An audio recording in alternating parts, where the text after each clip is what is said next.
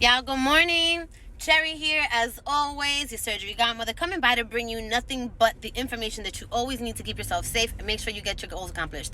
You guys, this morning, let's just chit chat because I am on my way to a program that I got to do this morning, and honestly, my mind is doing it. So let's talk real quick.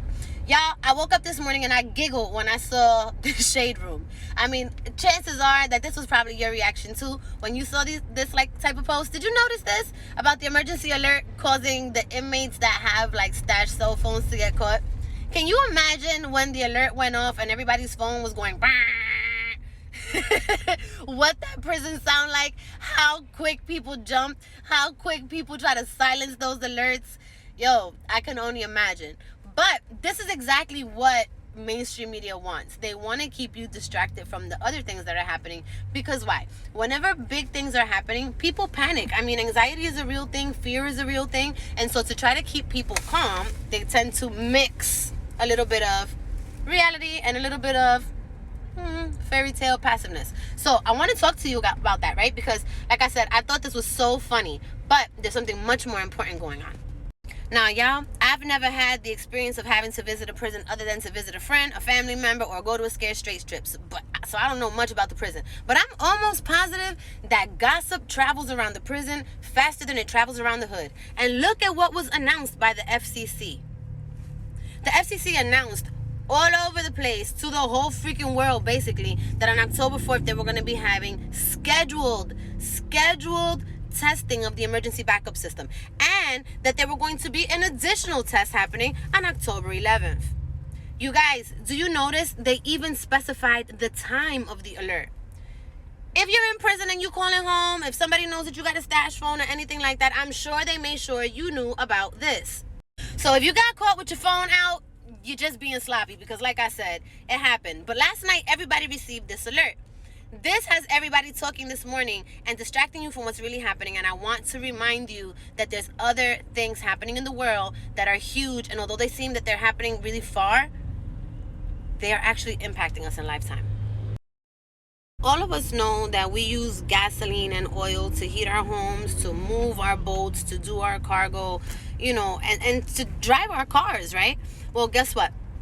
So do many of the delivery services that we need. So do the people that move our lettuce and our tomatoes and everything in between, right? Well, Russia is one of the main providers outside of the Middle East for oil. Well, guess what? Russia decided that they are no longer going to be providing their oil to anybody that is going to be imposing the price cap. What was the price cap? Really quick. The price cap happened at a G7 summit where basically they decided that anybody that was going to be buying Russian oil wouldn't pay more than $60 a barrel. You guys, $60 a barrel. And so Russia said, guess what?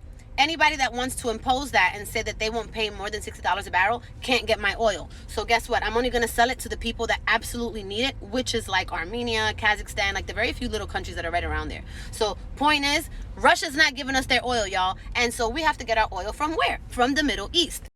These big dummy terrorists done went into Israel and started blowing shit up.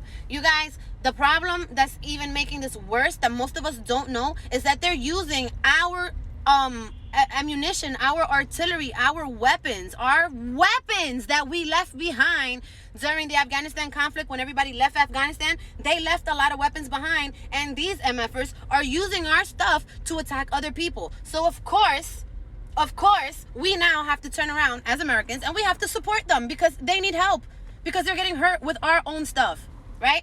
But this morning, you were told to worry about your loved one who is potentially losing their cell phone today. You guys, I need you to stay focused. So let's recap real quick to make sure that you're keeping up with me, okay? Because I know a lot of this is fast, a lot of this is happening real quick.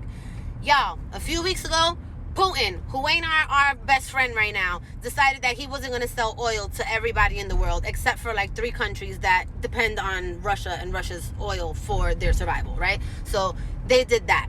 Then all of a sudden, we got all these alerts about how they were going to be testing our emergency alert system, right? Why do you need an emergency alert system? We need an emergency alert system because there's about to be an emergency and we need to be alerted and aware. Y'all, a few days ago, we had the first emergency alert system. Now we have the second emergency alert test going on. But why? It just happened so conveniently right after the Hamas terrorist attacks. You guys, Putin is not the U.S.'s friend, especially since the whole Trump drama. You've got mixed up relations with the Arabs. You've got horrible relations with Iraq, Iran, the Taliban, Hamas, all of these people. And then guess what? We gave them the tools to hurt Israel, because when we left Afghanistan, all those tools that they're using right now to blow people up and stuff, most of them are tools that we left behind, weapons that we left behind when all of our soldiers came back to the States. All that stuff stayed, and they're using it. And so now, what do you think is going to happen? Biden has already said that we're going to support the troops. We already said we're going to support Israel. We don't support war crimes. We don't support terrorism. So yes, we're going to have their back. The people of Israel deserve to be protected. But you guys, I want you to think about back home. While you're being alerted that your loved ones may lose their phones while they're in prison, while you're being alerted to Tupac's attempted assassination, person being arrested and all this other stuff, y'all stay focused. This war is right now affecting Israel, but it can very, very quickly affect us here. Remember that we have been in consistent conflict with the Middle East. Remember that we are in consistent conflict right now with Putin, with Russia, with the Trump situation. Pay attention to the signals that the government is giving you and not telling you about. Make sure that you have an emergency plan, a contingency plan. Make sure that your children know where to go if they need to evacuate, or how to contact you, or where to meet up with you, who are authorized people to pick them up. Go over your contact sheets at your children's school. Go over your emergency contacts at work. Go over whatever you can. It's very, very important that we protect each other and that we are honest and open with each other and keeping each other informed. This platform is for surgery and stuff like that, but I'm always being an advocate for my girls that are home and for their families. And so this, unfortunately, is no different. Please stay safe. Please keep your eyes open. I can't wait to talk to you more about this in the future. But again, I hope that you stay safe, and I hope to be able to talk to you about happier things in the future. God bless.